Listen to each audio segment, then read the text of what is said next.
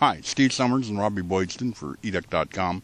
Robby, what's going on with recruiting? Well, we're now a month away from signing day, so we're kind of officially into that now we can look ahead mode. And Oregon's taken advantage of that. They had the Las Vegas 7-on-7 tournament last weekend. A lot of kids that went down there said they had a great time. We got to talk to a few of them this week. And Oregon ended up kind of offering a ton of defensive backs this week. Saw offers out to players like Jaleel Wadood, who's a Arizona State commit, but he says he's open to looking at Oregon. Reports Jamal Adams, a Louisville, Texas defensive back, also picked up an offer. Juju Smith out of California. Jonathan Lockett, a modern-day prospect, according to Greg Biggins, has high interest in Oregon right now, so that's a big pickup. And Matrell McGraw, who we talked about in our initial 2014 forecast, he was a kid who said he was very interested in Oregon, hadn't picked up an offer, finally got it.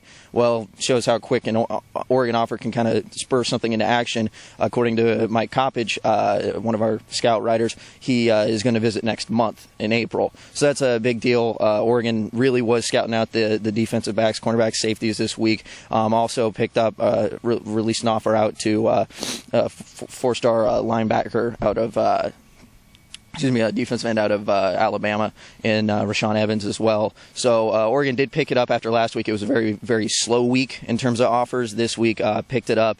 It'll be interesting to see going forward. I think they're going to keep extending these offers. There are about 21 offers right now, and they still got a ton of kids that we've been talking to that they say they have high interest in Oregon. They're just waiting on that offer. They definitely want to come out and visit. They want to check out what it's like to be a Duck.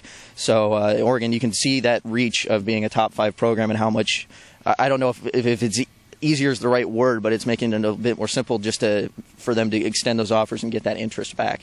Well, obviously, for those that are talking about coming in April with spring football going to be conducted during those 15 sessions during the month of April. So obviously that's when a lot of these visits are going to take place. Yeah, and it's a good chance for these players to kind of get to see practice, get to see how things are run, and then they get an idea of something. They might camp in the summer. That would be, something they would come back for, but just to get an idea of what Oregon's about. Mm-hmm. For example, I talked to Sam Bodine, who's a top Oregon prospect this week, a linebacker out of Canby. He's doing the same thing with Washington. He went up to Washington this weekend to check out their practice, check out their facilities. He says he wants to do the same thing with Oregon. He's definitely, he grew up in Oregon's backyard. It's a team he's always followed. And that's what a lot of these kids are talking about. They want to get up to see these facilities. They know they're top-notch. They want to interact with the players, interact with the coaches, even little things like the fan base, the jerseys, everything. They make little mentions of this. So these early visits are very productive. They're going to give Oregon a chance to get an early impression on these kids, maybe wrap them up early, because Oregon does have those top-notch facilities, that Nike connection, everything that we've talked about in the past few weeks that really will go a long way to a recruit and making them feel not only like they can win and elevate their game at Oregon, but make them kind of feel secure knowing that they're at a stable program. Well, this is going to be interesting for these next few weeks as basketball now is sort of closing down, although the Pac-12 tournament is going to be next week. Hopefully the Ducks will extend their season on into March Madness. But nevertheless, March leads into April, and April, of course, is spring football. So. Correct, yeah, and that's something to look forward to. Obviously, that's where you kind of want to take a look back at the 2013 class a little bit and see, will any of those guys make anyone coming in early, obviously. Mm-hmm. But that's where, spring football, it's going to get people excited again. It's going to get people kind of excited about recruiting again. I know this has kind of been a lull, and this kind of happens now a little bit in the summer just because, sports aren't happening.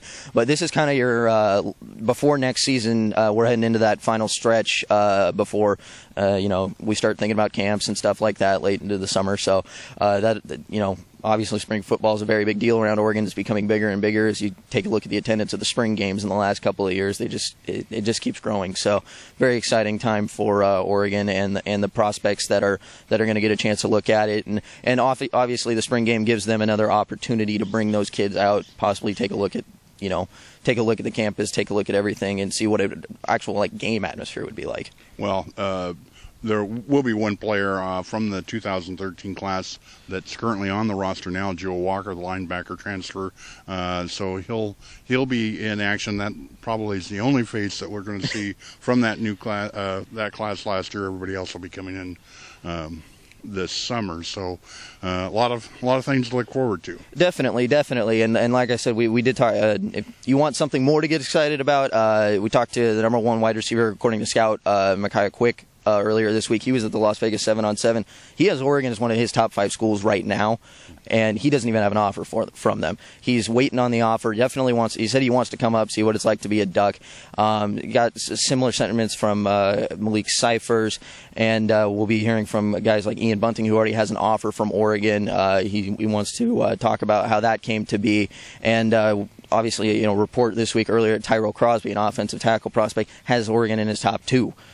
So those are big deals. Even right now, it's very early on. I know people don't want to put a lot of effort into recruiting right now because all the fun stuff happens in January. But it's something that the more you wrap up quickly, and if you can keep them on, you're going to have a lot less. There's going to be fewer questions as opposed to last year when we went in that last month of recruiting, and it was just kind of where are they going to go, what's going to be the effect. If they can wrap it up a little bit earlier this year, I think that'll put a lot of ease on the program's mind and the fans' minds as well. Well, good job as always, Robby. So there's plenty of things to look forward to, and so we'll be looking for your stories that'll be coming out this week. Of course, we will always be talking about recruiting, among other things, during EDUC Premium Chat on Sunday night at starting at 8 o'clock Pacific time. So for Robby Boydstun, this is Steve Summers with educ.com.